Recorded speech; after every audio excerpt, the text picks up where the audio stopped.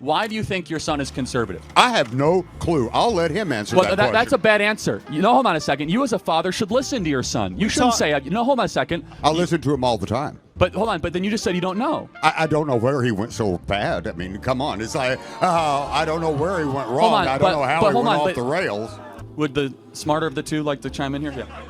Absolutely. So I used to be at one point on my father's side, and upon doing my own research and seeing things firsthand, I've switched sides, and I've seen like the liberal tears that he has, like the way that he's complaining, and it's like, don't antagonize. You have to honor your parents. Don't antagonize them. Okay. 100%. So and I do respect my father, and I love him. And you should honor him, and you should also love your son and see where he's coming from. But back to your point, though.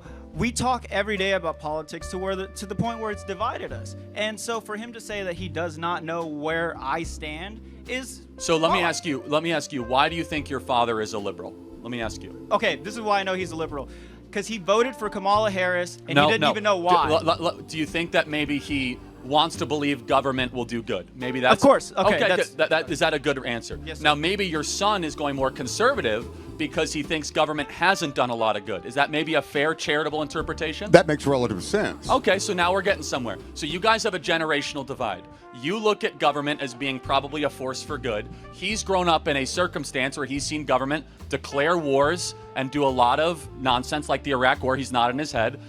Trigger the financial crisis, only accentuate income inequality. So what I'm just saying for you two, because a father-son divide is more important than politics, is really try to come down at what generational perspective do they have. Finally, where do you get your news from? You, baby. Okay, sir, where do you get your news from? I don't watch any kind of video media at all. I get it mostly by reading, and I go through a broad spectrum of different sources. So here's what I'll just say in closing, guys, is that never let politics get in the way of the beautiful relationship between father and son. My advice first is for the son to the father, understand he comes from a different generational perspective. He thinks government is probably a good force and, that we shouldn't question our institutions. Now, your son, understandably, is seeing it harder than ever to own a home. He's seen a border wide open. He's seen lies from politicians. He's seen the enrichment of the ruling class. And instead of interrupting and want to get in an edge, smartly be like, maybe my son is processing a way that I might not agree with, but he's growing up in a different circumstance than I ever would. Charlie Kirk was one of one, a generational talent. You can't have or get another one. Charlie was Charlie. It's frustrating at times because the guy just has more gifts than any man I've ever met. He was prophetic, and it was remarkable to witness. I was witness to a miracle in a prophetic life.